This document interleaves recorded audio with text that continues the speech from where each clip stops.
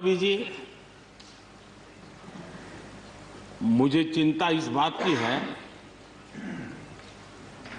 कि गुलाम नबी जी के बाद इस पद को जो संभालेंगे उनको गुलाम नबी जी से मैच करने में बहुत दिक्कत पड़ेगी।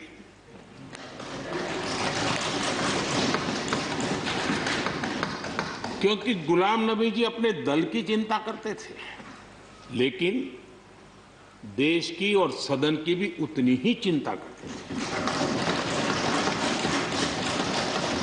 ये छोटी बात नहीं है जी, ये बहुत बड़ी बात है जी।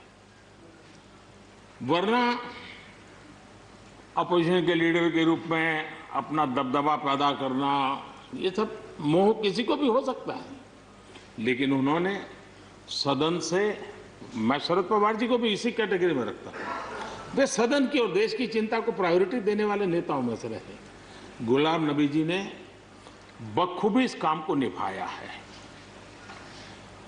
मुझे याद है इस कोरोना काल में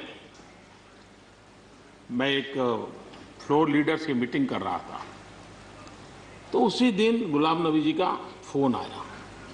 तो मोदी जी, ये तो ठीक है आप करते हैं, लेकिन आप एक काम कीजिए, सभी पार्टी लीडर्स की मीटिंग जरूर बुलाइए। मुझे अच्छा लगा कि उन्होंने पार्टी लीडर्स के साथ, सभी पार्टी अध्यक्षों के साथ बैठने का मुझे सुझाव दिया, और मैंने उस मीटिंग को किया भी। वो गुलाम नबी जी के सुझाव पर किया था। और मुझे कहने में, यानी इस प्रकार का संपर्क, और उसका मूल कारण है कि उनको दोनों तरफ का अनुभव रहा है, सत्ता दल का भी और विपक्ष का। 28 साल कार्यकाल, ये अपने आप में बहुत बड़ी बात होती है जी। बहुत साल पहले की बात है, शायद अटल जी की सरकार होगी, मुझे याद नहीं रहा। मैं यहाँ सदन में किसी काम से आया था, मैं तो तब राजनीति में नहीं था, ये इलेक्टोरल पॉलिटिक्स में नहीं था, मैं संगठन का काम करता था। तो मैं और गुलाम नबी जी ऐसे ही लॉबी में गप्पे मार रहे थे। अब जैसा पत्रकारों का स्वभाव रहता है, बराबर नजर लगाए बैठे थे कि ये दोनों का मेल कैसे हो सकता है। हम हंसी खुशी से बातें कर रहे थे, तो हम जैसे ही निकले तो पत्रकारों ने घेर लिया। गुलाम नबी जी ने बहुत बढ़िया जवाब दिया था। वो जवाब हम लोगों के लिए बहुत काम आने वाला है।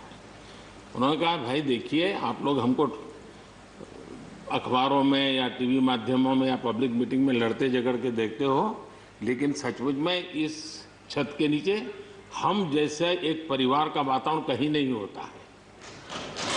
इतनी हमारी आत्महत्या होती है, इतने सुख दुख होते हैं।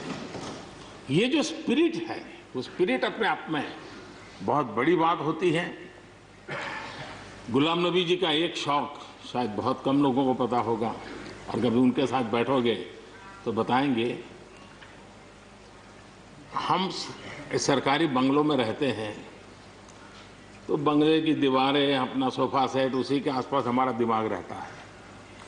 लेकिन गुलाम नबी जी ने उस बंगले में जो बगीचा बनाया है, यानी एक प्रकार से कश्मीर की घाटी की याद दिला दे, ऐसा बगीचा बनाया है।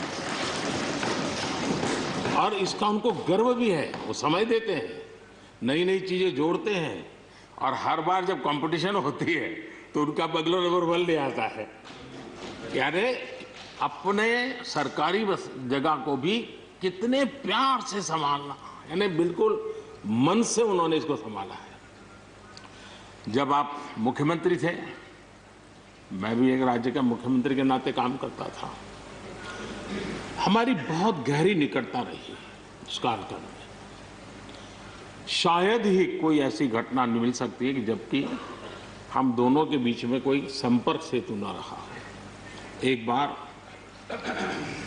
गुजरात के यात्री, क्योंकि जम्मू कश्मीर में जाने वाले टूरिस्ट में गुजरात बहुत बड़ा नंबर रहता है, और टेररिस्टों ने पर हमला कर दिया। करीब 8 लोग शायद मारे गए। सबसे पहले गुलाम नबी जी का मुझे फोन आया।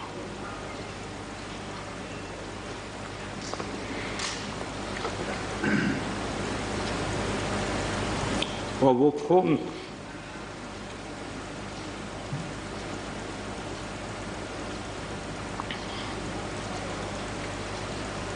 सिर्फ सूचना देने का नहीं था,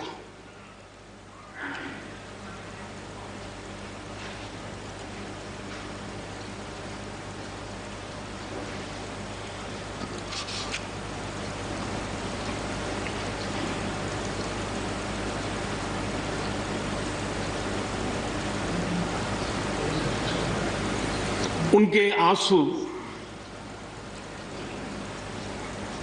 रुक नहीं रहे थे। फोन पे उस समय प्रणब मुखर्जी साहब डिफेंस मिनिस्टर थे। मैंने उनको फोन किया, मैंने कहा साहब अगर फोर्स का हवाई जहाज मिल जाए इन डेड बॉडी को लाने के लिए। रात देर हो गई थी।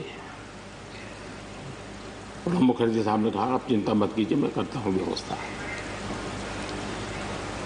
लेकिन रात में फिर गुलाम नबी जी का फोन आया। वे एयरपोर्ट थे,